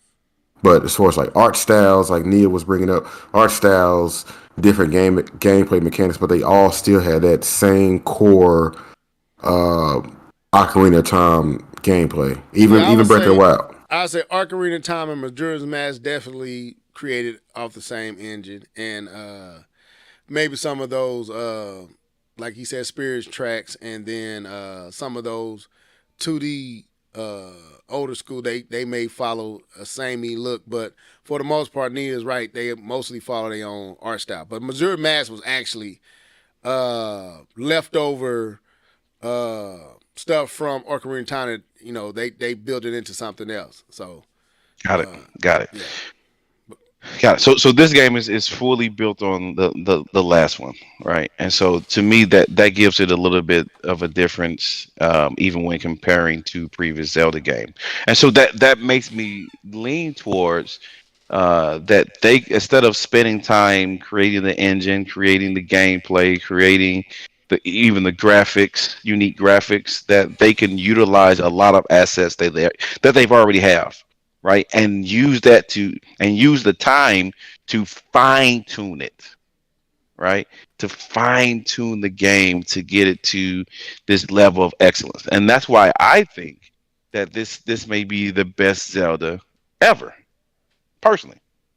If it's coming off of the back of the Breath of the Wild, which in many people's eyes is considered the best Zelda ever, I think this next one will top it. But I don't believe I'm not leaning on the same way that Level is saying, that it will top it to a point where, it now becomes impactful. I still don't think it's going to be as impactful as Breath of the Wild, because I see it as I don't think it's going to be revolutionary. I think it's going to be fine-tuned, not revolutionary. And so maybe that's a different type of impact that we're talking about, and so it may still work in the sphere of what you're saying, but I think it's going to be more fine-tuned, but not like, wow, we've never really seen it before. I think it's going to be like, wow, this game is just tight. Like, it's similar to God of War. I have yet to see a single bug in God of War. None. Zilch. Nada. Not a one. Yes, it was delayed, but I believe this game was delayed as well. But it is so fine tuned. You don't see bugs or issues or freezes or crashes with this game, and it's a very fine tuned game with great acting, great gameplay, great story, and fun. So to me, like I said, I'm not saying it's going to be God of War. I don't want to make it seem like I'm saying that as well. But what I'm saying is I completely believe, because of the time that they don't have to use in creating a new engine, that they can use to refine it and even create some newer things that may be beneficial to the success of the game. Okay, not that I disagree, but let me clarify why I feel that Tears of the Kingdom has the chance to be so much better than Breath of the Wild, that is more impactful. And it goes back to what Keith said. Breath of the Wild left a lot on the table. As wonderful as explore all the exploration and the intrigue and the wow that the exploration created, there was one thing missing from Breath of the Wild that is present in Tears of the Kingdom. You discovered that is not in Breath of the Wild, that is clearly rectified in Tears of the Kingdom. First of all, a true protagonist. That eluded Breath of the Wild. You had Calamity Ganon was like saying the boogeyman. You get what I'm saying, Keith? Like, Ganon is, to see Ganon, like, just think back, Keith and K-Bum and those listening, back to when we first saw this particular trailer and you saw the corpse of, we don't know if it's Ganon, but we all believe it's Ganon, and the hand was on his chest. Do you remember the how much it stirred up people? Like, yeah. You remember, like, just how much hype and excitement. Not now it K-Bomb, to your point, very reminiscent of the second time we saw God of War Ragnarok. The time we saw God of War Ragnarok for the first time was somewhat similar. But see, God of War 4 had great protagonists, left you on the edge with Thor at the end. You knew what you was coming to at the end of God of War 4. You knew you was finna see Thor and go see, you was going to see Odin. Breath of the Wild didn't give you none of that. Breath of the Wild left all that out. They gave you a whole bunch of shrines, and the game came really about exploration. Climb up there and see what's up there. Go as far left as you possibly can and see what's over there. Go far as right as possibly you can and see what's, go north, east, west, south, see what's all over this land. I know. Sorry. Yeah, sorry. I said that. Sorry, that just hurt my stomach. You saying all that? So sorry. Yeah. Anyway, my bad. But my point is that became the draw of the game was the exploration. What I'm seeing, and the story was to be discovered if you find the previous memory of Link to Zelda or whatever Guardian or whomever he was looking at and talking to. It was cool, but the primary draw of the game was exploration. Whereas in this game, and I believe Keith will echo what I'm saying, and I'm gonna turn it over to him here quick, is you have that element that was missing with when you went into the dungeons. Like, you didn't have no real dungeon feel in Breath of the Wild until you got to the castle, and even that was nerfed and kind of undermanaged. It didn't really feel like a dungeon. You really couldn't explore the castle. There was really not much you can do there but climb to the top and avoid all the guardians and all that stuff to get to the part you needed to get to trigger falling through the ceiling and then seeing Calamity Ganon and Zelda. Whereas this, when you see actual exploration of a dungeon in a Breath of the Wild setting, that's on another level. That's why I'm saying this game has the potential to be so much better than Breath of the Wild and add so many elements that, like Keith said, Breath of the Wild left on the table. Bosses, true boss fights, true unique. When you go in that dungeon, there's a boss in there that was nothing like this one over here. Not a guardian that's a calamity thing that took over. Like, it's so much potential. But I'm not going to say it will do it, but I'm saying it can do it. It has the potential to do it. But go ahead, Keith. I'll let you add to finish the touch, and then we'll get out of here. Man, I don't know if y'all remember. I think some of the promo art or the what do you call it? The concept. Concept. Art, thank you. Excuse me. And they had it basically like aliens and stuff like that. Mm-hmm. Man, if they could bring some of those elements back, add an actual strong story, get rid of the idea of going straight to Ganon and fighting him, whatever that is right there. Yeah, don't do that no more. I think that was a cool idea to say, "Oh, look what you can do in this game," but we're over it. Bring a stronger story. Over it. Yeah, bring a stronger story, but then also, and I guess this is kind of like how Witcher did it. Borrow even heavier from Witcher, where you have the main story and you can follow it. But then with Zelda, what they have the advantage over Witcher is, I think they have a better gameplay to allow you to explore more. So if they could blend those two perfectly, I think this game can be better. I know for people like K-Bomb, the story elements has to be stronger. For a lot of people, that was a huge turnoff. That was like, why am I out here? You know, right. Even though they're telling you and they're using flashbacks, and then, oh my God, when you beat the game, they give you this epic, hey, we're going on a mission, and hopefully this is what this game is, because they definitely didn't do it in the DLC. I remember Nia, myself, and we were like, this is not what we thought the DLC was going to be. They really cheapened out, and hopefully they just built the game from that ending where they was like, we need to go check out what's going on over here. And if they do that, and still allow you to explore 100% like you did, this could potentially be the perfect game for me personally. For me, it could be the perfect game. Right. I just wish it had better story, and if they could just fix that part, man. And I think the reason they didn't have better story is because we really didn't have a real villain. Like Nia said, Calamity Ganon was basically just the essence of Ganon. It was just a spirit. It didn't have a real presence.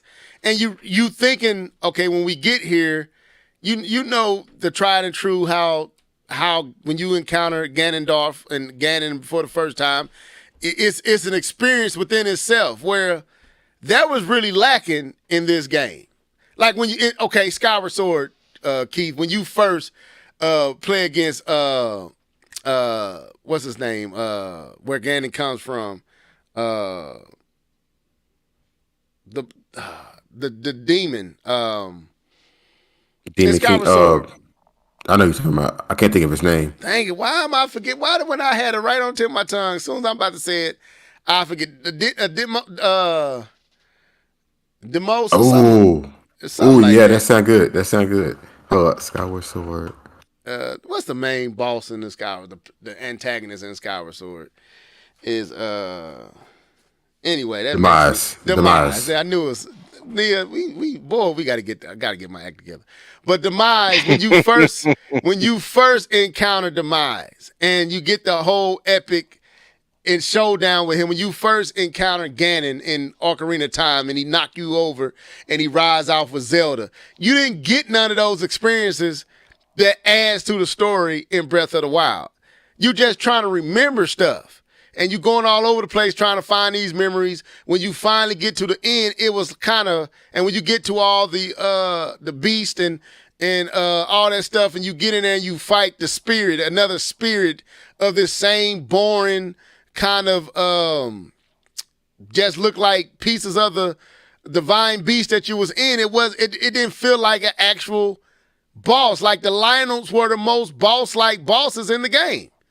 And every time you ran up on a line, like, all we done is I've been here. I want to see something else, like the dungeons gave you in all the other Zeldas. That was missing in this Zelda. And if they add that element, that's a part of the story. That's a part of the gripping part. But the exploration was so new and so vast, you kind of was able to overlook. There's really no real bosses in this game. There are really no dungeons in this game. There's nothing to get lost too deep under the ground. Like the land was the dungeon. Whereas you take that element and keep that in place, but then you put dungeons and underground caverns and all these different things in the game with actual bosses, unique bosses that's unique to that place. That may tip the scales to Tears of the Kingdom being on another level than Breath of the Wild, and even better. So that's what I'm saying. So it's wide open, like Keith said. But I mean, it's still a long shot. But I'm not saying they can't do it. But we push it up on 2 hours.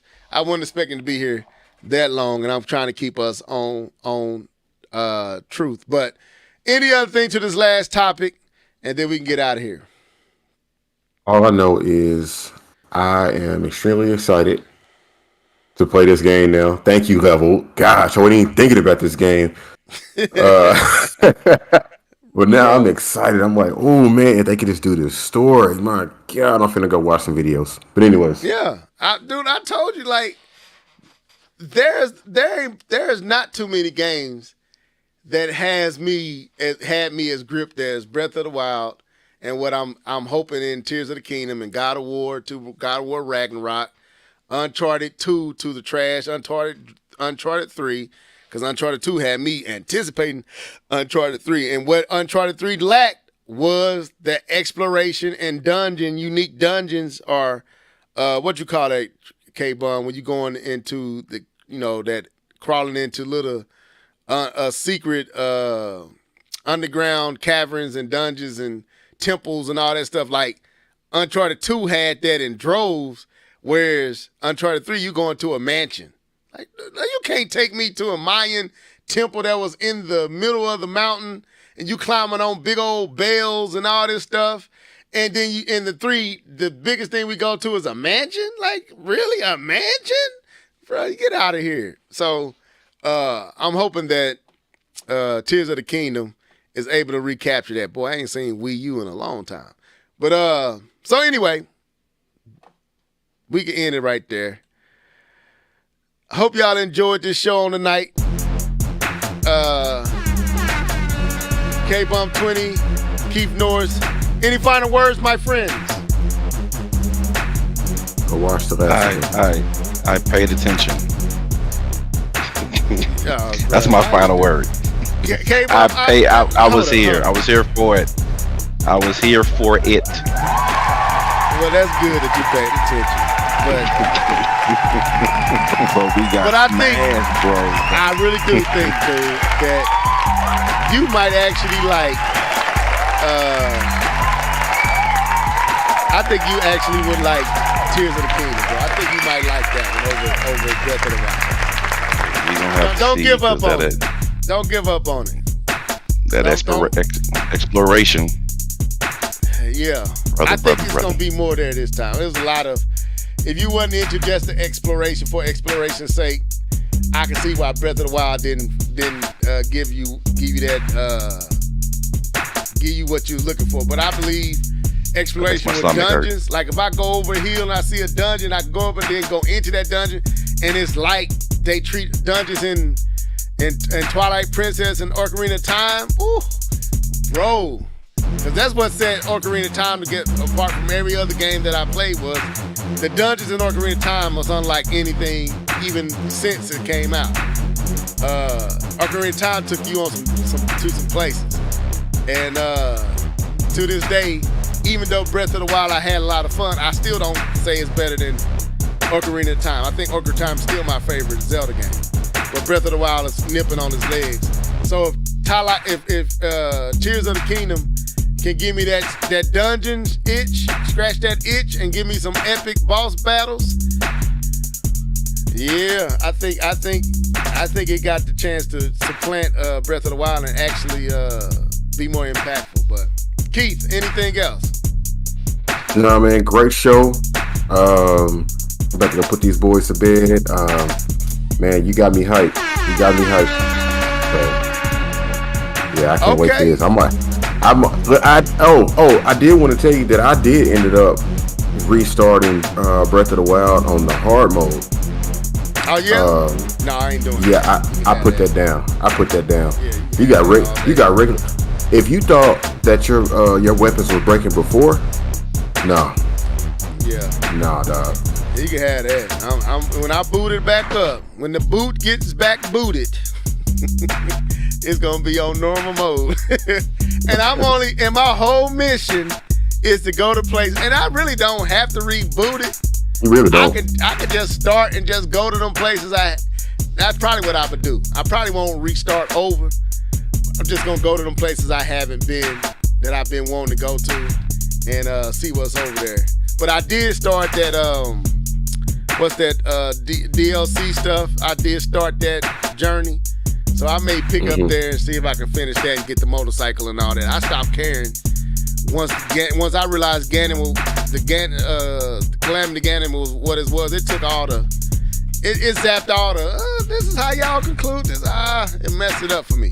But anyway, Nia, thank you for keeping us company. Yeah, you should go back and reboot that up. Play it on a second account. Okay, yeah, I'll do that, Nia. Thank you, Dan. But this was the Live and Level Gamers Podcast, episode 275. We've been doing this for a while. Share this with your friends, and we're going to see y'all on the next time. Y'all be blessed and highly favored. Keep y'all in y'all prayers. Keep us in your prayers, and stay safe. Till next time, deuces.